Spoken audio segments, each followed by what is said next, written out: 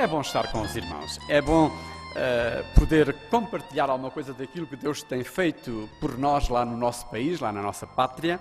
É um cantinho muito pequenino, os irmãos conhecem, a grande maioria conhece, penso eu, pelo menos através de informação. Não se compara com o vosso país. Eu costumo dizer que o Brasil não é um país, o Brasil é um continente. Nós perdemos-nos aqui, nós viajamos e não mais chegamos ao fim. Enfim. Mas não se esqueçam que foi devido aos portugueses.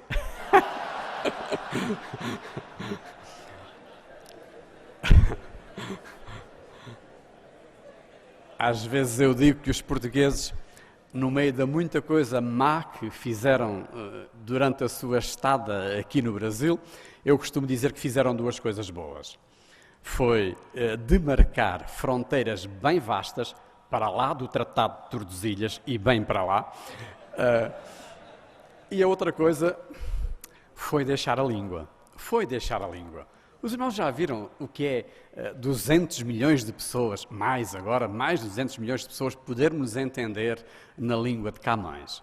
Isto faz com que a pátria portuguesa, pensemos nós nos portugueses, ou pensemos nós nos brasileiros, ou nos angolanos, ou nos moçambicanos, faz com que a pátria portuguesa seja muito, muito vasta, seja muito, muito rica, porque há várias culturas que se servem desta língua. E Fernando Pessoa costumava dizer que a minha pátria é a minha língua.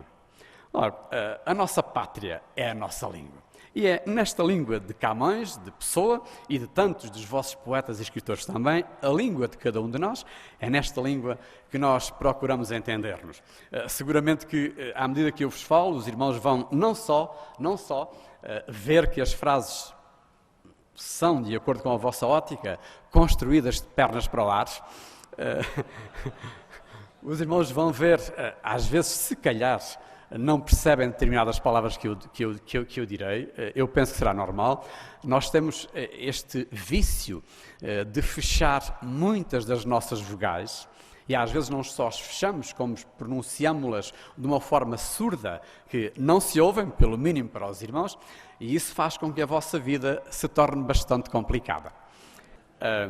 Agora, além da construção das frases, seguramente que eu vou usar algumas palavras que os irmãos não usariam. Eu irei usar alguma palavra que, porventura, os irmãos pensarão, mas será que ele sabe o que está a dizer? Bem, deixai-me dizer-vos que posso não saber o que estou a dizer, mas não o estarei a dizer com intenção. A última coisa que eu quererei é ofender os irmãos, seja com o que for, muito menos servindo-nos desta língua que é a nossa ferramenta por excelência. Eu gostaria de partilhar alguma coisa com os irmãos. Nós temos sido alimentados de uma forma muito substancial durante esta conferência, não só em termos físicos. Em termos físicos, os irmãos sabem como é uma coisa séria, é uma coisa louca. Em termos espirituais, temos de convir que as refeições espirituais não ficam a dever nada às refeições que nós temos recebido lá em baixo.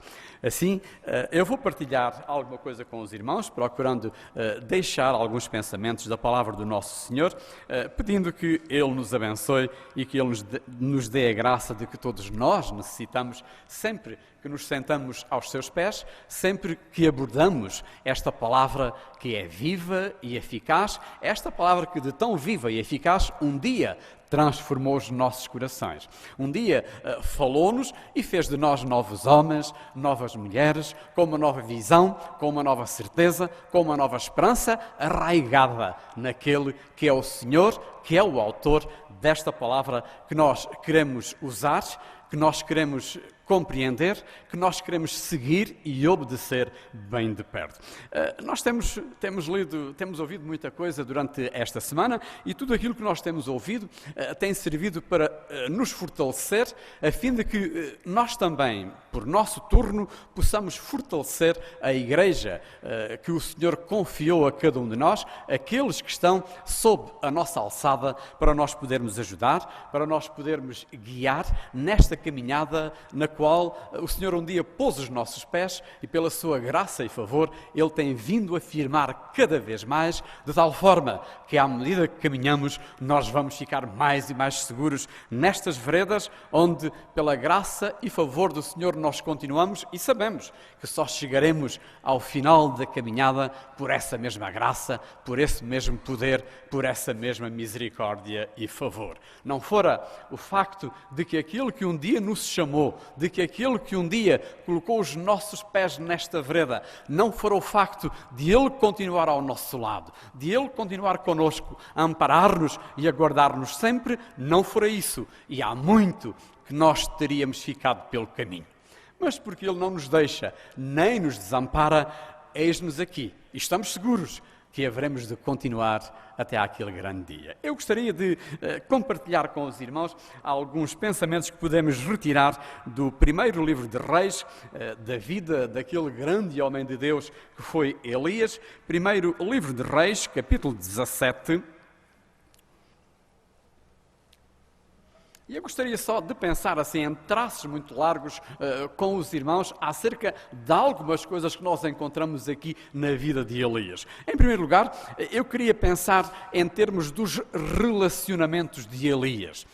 Todos nós, no decurso do nosso ministério, temos os nossos relacionamentos. E os relacionamentos humanos, hoje em dia, são das coisas mais difíceis de gerir. Gerir os nossos relacionamentos, gerir as nossas amizades, gerir os nossos contactos, não é tarefa fácil para qualquer de nós. Na igreja, nós somos muitas vezes abordados por muita gente, somos convidados por muitas pessoas, quando visitamos as pessoas, enfim, nós estamos a tratar desse tipo de relacionamento que tem que ser de bênção para aqueles que nós visitamos, para aqueles com quem nós falamos, para aqueles com quem nós entramos em contacto, assim como para nós também. A igreja onde eu estou agora, durante os últimos 7 anos, fica bem situada no centro de Portugal.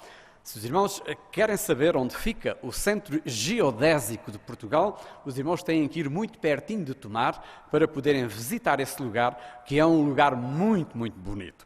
Bem, quando nós chegámos ali, nós íamos de Lisboa e entramos, caímos, assim, aterramos, como nós dizemos às vezes, aterramos dentro de uma cultura diferente.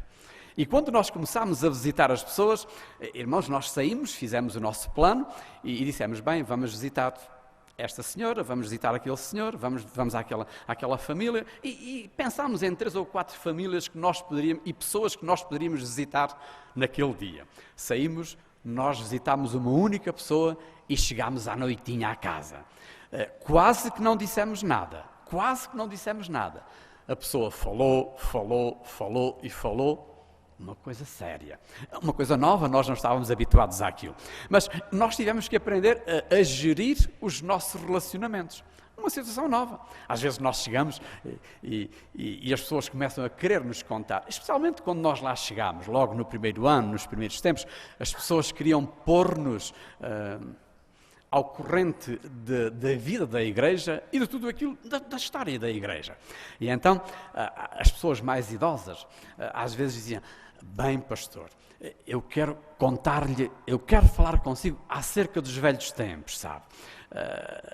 Os velhos tempos na vida das nossas igrejas e na vida de cada um de nós, e sempre que nós ouvimos isto, seja de quem for, os velhos tempos nunca nos levam para tempos melhores.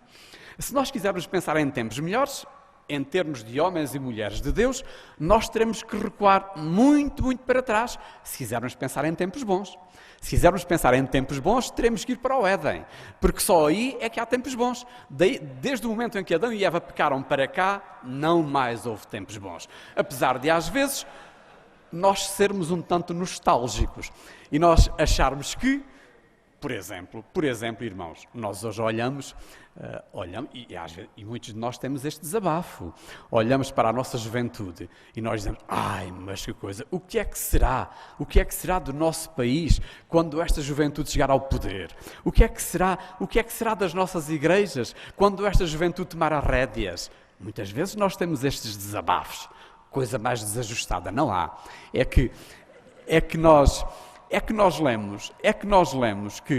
lemos na literatura dos latinos que eles já tinham os mesmos desabafos, eles já tinham as mesmas expressões, eles já enfrentavam os mesmos problemas, eles já diziam que a sua juventude não valia nada, eles já diziam que na sua juventude não havia esperança nenhuma, eles já diziam que quando nós passarmos, o que é que vai ser do nosso império? Quando nós passarmos...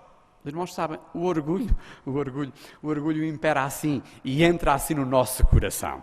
Bem, por isso, quando nós falamos dos velhos tempos, quando os irmãos ouvirem os vossos membros, as pessoas das vossas igrejas, a quererem vos falar acerca dos velhos tempos, se quiserem atalhar um pouco, digam bem, só se for para antes da queda, porque daí para cá nunca houve bons velhos tempos. Nunca.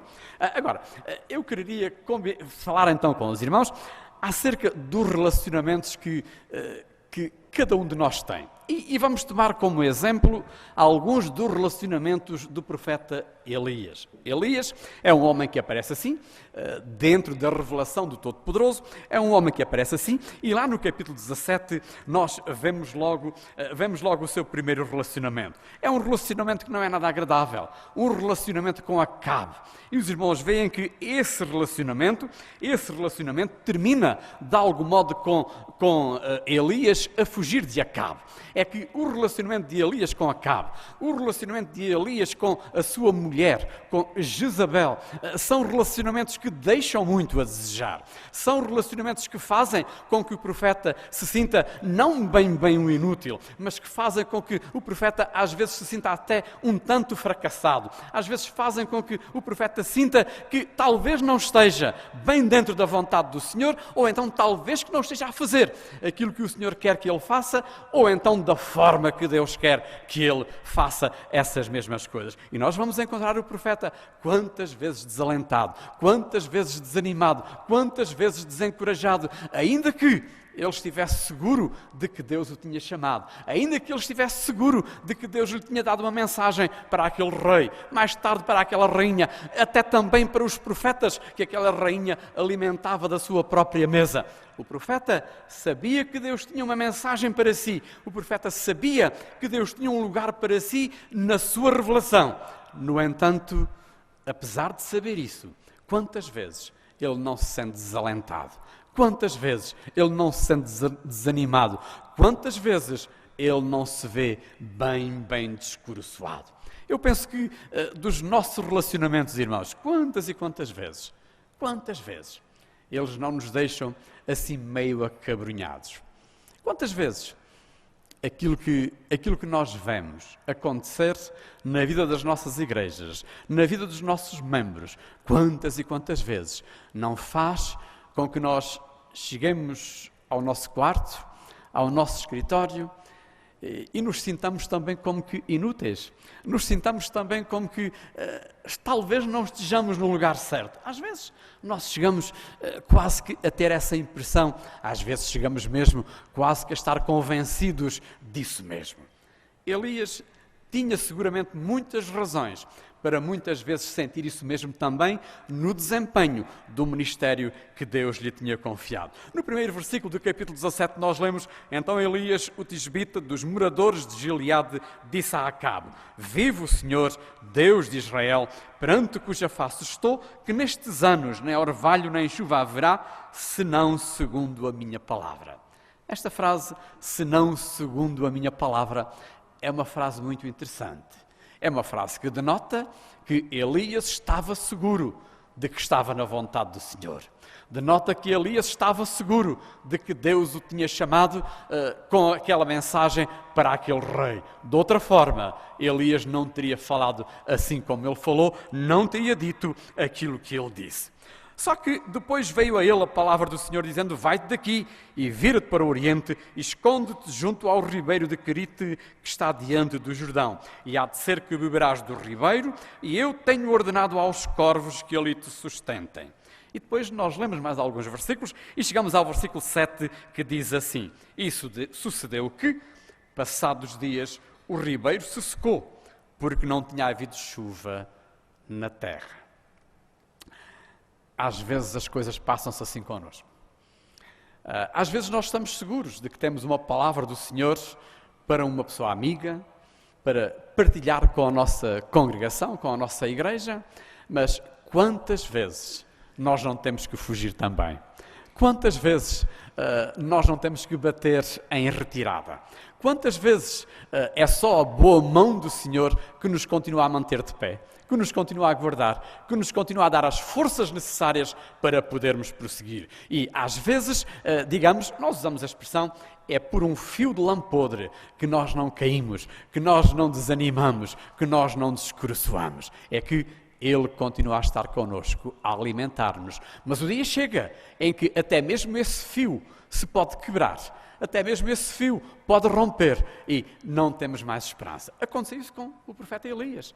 Deus alimentou através dos corvos e da água daquele ribeiro. Eu tenho para mim que um judeu, especialmente um profeta, ser alimentado por corvos não deve ter sido nada agradável. Os corvos eram aves imundas.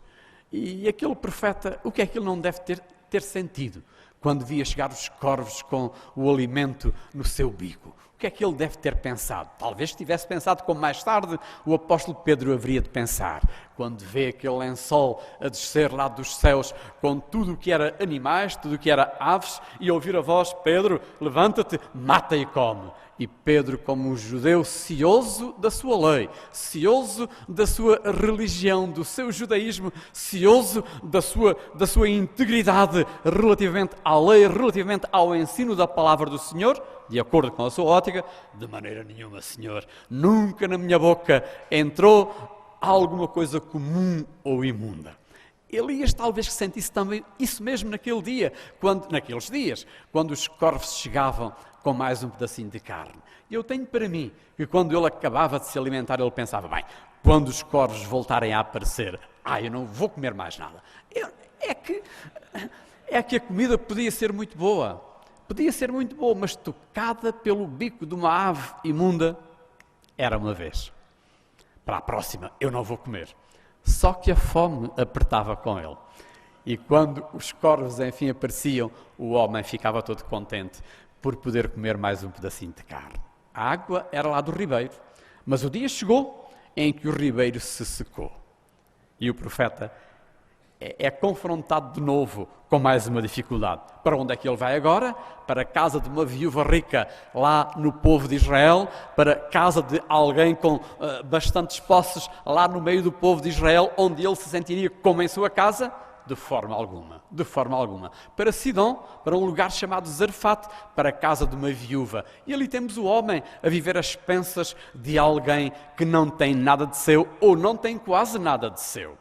E nós vemos neste novo relacionamento de Elias, vemos a forma como Deus opera, a forma como Deus trabalha, não só no profeta, mas também naquela senhora, mas também naquela pobre viúva. Os irmãos já se viram chegarem à casa de alguém famintos e pedirem alguma coisa que comer ou que beber, e a pessoa dizer-lhe: olha, está bem, eu arranjo-te alguma coisa para comeres, arranjo-te alguma coisa para beberes, mas olha aqui é tudo quanto tenho. Tu vais exatamente, digamos, nós usamos uma expressão assim, limpar a minha despensa. Os irmãos já se imaginaram, numa situação dessas, como é que os irmãos se sentiriam? A fome passaria num instante. A vontade de comer ou beber passaria num ápice. Quando a pobre senhora dissesse: olha, o último punhadinho de farinha, a última gota de azeite vai ser para ti. Mas tudo bem.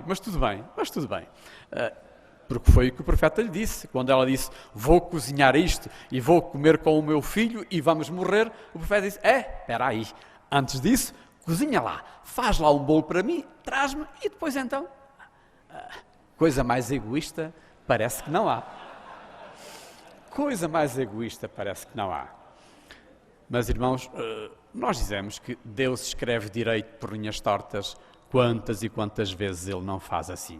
É que até mesmo aí, numa situação, numa circunstância, que parece que nós estamos a ver que as coisas não estão direitas, que as coisas que não estão bem, que não temos o direito de fazer assim ou de agir daquela forma, parece que mesmo aí nós temos que aprender que é Deus que está a agir. Nós temos que aprender que é Deus que está a operar. Nós temos que aprender que é Deus que está no controlo de todas as coisas e que apenas temos que obedecer àquilo que Ele nos diz e procurar perceber porque é que Ele está a agir daquela forma. Os relacionamentos de Elias com aquela senhora foram desta forma. Só que terminaram de uma forma quase que drástica. Quando aquela senhora vê o seu filho doente, quando aquela senhora vê o seu filho a morrer, chega-se junto do profeta e diz-lhe: mas como é? Mas porquê é que apareceste aqui? Mas vieste aqui para quê? Para me atormentares? Para fazeres com que a minha vida fosse dura, fosse difícil? Está bem, eu sei que tu arranjaste as coisas de maneira que a farinha não mais faltou lá na minha panela. Tu arranjaste as coisas de maneira que o azeite não mais faltou lá na minha almotolia. Mas agora o meu filho, não tenho o meu filho. Para que me serve toda aquela farinha? Para que me serve todo aquele azeite? Se eu não tenho a alegria dos meus olhos, se eu não tenho a alegria da minha vida, se eu não tenho o meu filho comigo. E a senhora como que estava a querer dizer que a falta, a culpa estava toda naquele profeta que tinha vindo lá das bandas de Israel. Sabemos como é que o profeta agiu com a situação. Ele resolveu a situação. E como é que a coisa terminou? O versículo 24 diz-nos: então a mulher disse a Elias: nisto conheço agora que tu és homem de Deus e que a palavra do Senhor na tua boca é verdade. Os relacionamentos de Elias com esta senhora levaram-na a esta conclusão. Meus irmãos, eu penso que nós precisamos muitas vezes também de parar e ver qual é o resultado dos nossos relacionamentos. Quando nós falamos com alguém, quando nós nos hospedamos em casa de alguém, quando nós, enfim, seja qual for o tipo de relacionamento que nós tenhamos, seja com quem for, qual é o resultado? Qual é a análise que fazemos desse nosso relacionamento? Ou que a pessoa faz do relacionamento que teve connosco. Neste caso, a senhora estava extremamente gozosa, estava extremamente alegre. Não só porque a farinha continuava lá em abundância, o azeite continuava lá em abundância, tinha o seu filho de volta à vida para alegrar, para com ele se alegrar também, mas agora mais do que todas as coisas, ela tinha a palavra da verdade. Ela sabia que aquele homem de Deus vindo lá de Israel lhe tinha falado acerca do seu Deus, acerca do Deus Todo-Poderoso do seu povo, que também era agora o Deus daquela senhora. Ela que sempre tinha olhado para Baal, ela que sempre tinha olhado para Azera, ela que sempre tinha olhado para tantas outras divindades cananeias e sidónias, ela que sempre tinha olhado para todos os deuses, agora sabia que a verdade tinha sido pregada, tinha sido anunciada por aquele homem que tinha vindo lá de Israel. Mas já agora olhamos para um outro relacionamento, o relacionamento que ele tem com um senhor chamado Obadias. No capítulo 18, nós encontramos aqui alguns versículos que nos mostram, não os vamos ler todos, mas dos versículos 13 ao versículo 16 do capítulo 18, nós vemos um pouquinho dos relacionamentos de Elias com este profeta do Senhor também, com este Obadias também. E depois, lá mais à frente, nós vamos encontrar de novo um pedacinho também desses relacionamentos. Os versículos 8, o versículo 15, fala-nos também um pouco desse relacionamento. É um relacionamento que trouxe algum consolo, algum conforto agora ao profeta Elias. É que este senhor que servia lá na corte, por incrível que pareça, parece que ele conseguia jogar com um pau de dois bicos. Os irmãos têm esta expressão? Jogar com um pau de dois bicos? Talvez que não tenham, mas...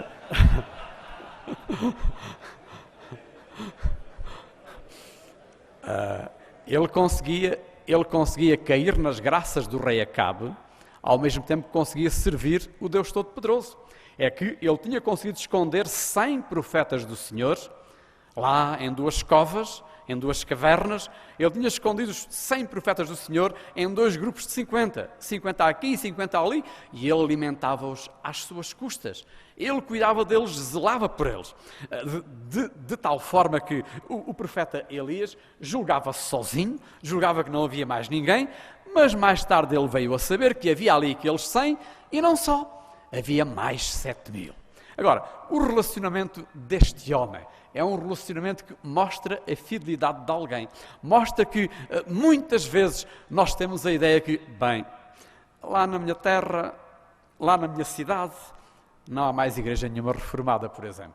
Na minha igreja não há mais ninguém reformado. Ninguém alinha nas minhas ideias. Ninguém alinha com estas doutrinas. Mas coisas, eu senti-me assim tão sozinho.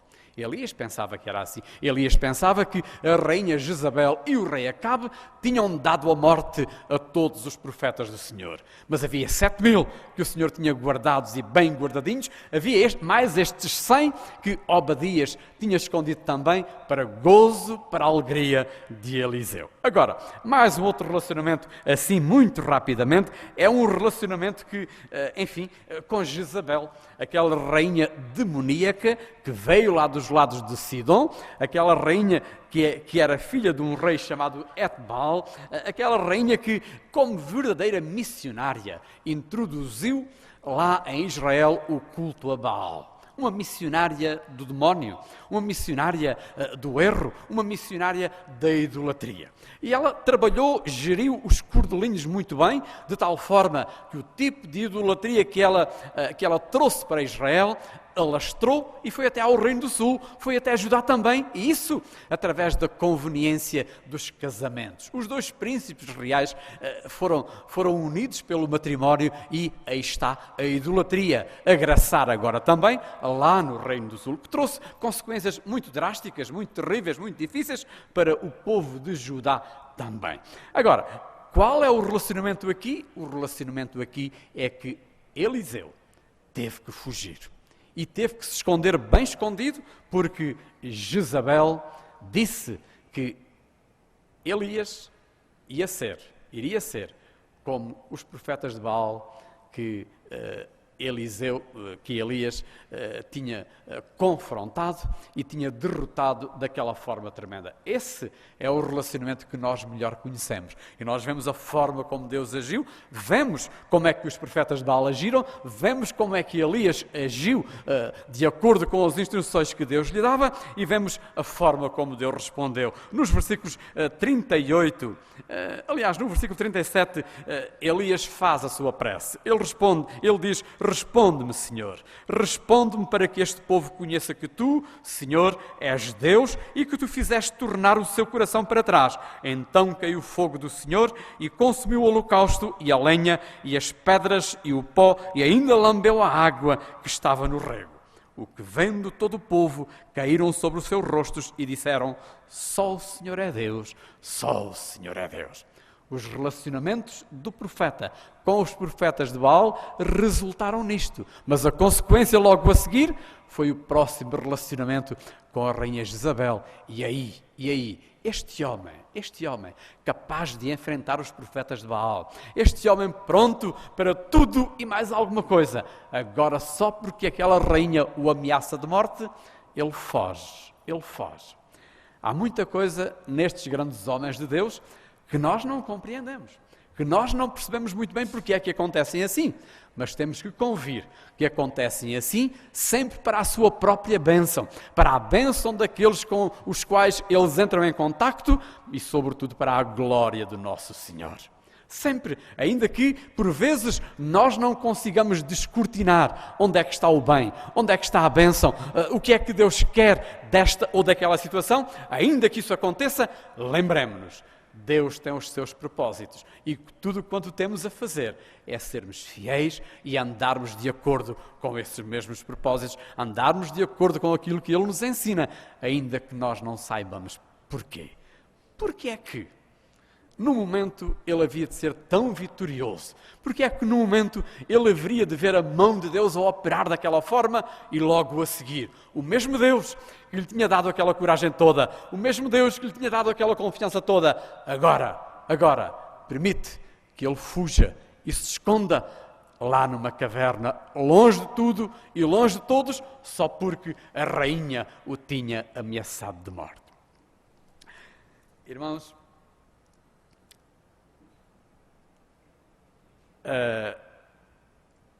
aquilo que sucedeu a Elias é aquilo que sucede a muitos de nós muitas e muitas vezes.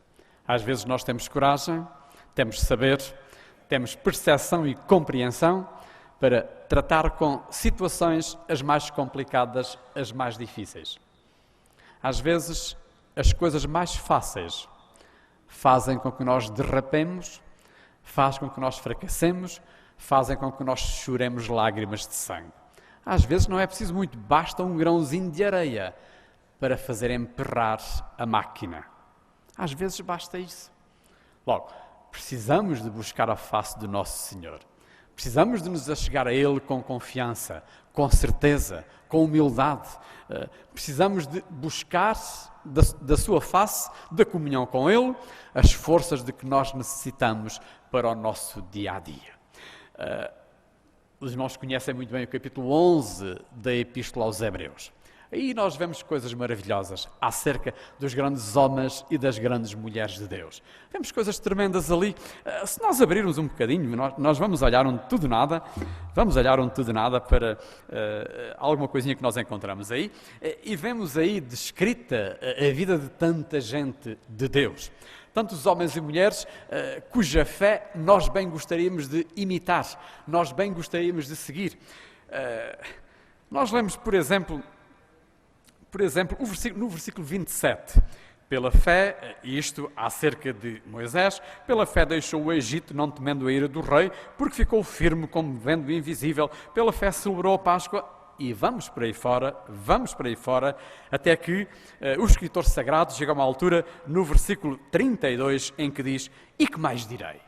Faltar-me-ia o tempo contando de Gedeão e de Baraque, e de Sansão, e de Jefté, e de Davi, e de Samuel, e dos profetas, os quais pela fé venceram reinos, praticaram a justiça, alcançaram promessas, fecharam as bocas dos leões, apagaram a força do fogo, escaparam do fio da espada, da fraqueza tiraram forças, na batalha se esforçaram, puseram em fugida os exércitos dos estranhos, as mulheres receberam pela ressurreição os seus mortos, uns foram torturados, não aceitando o seu livramento, para alcançarem uma melhor ressurreição.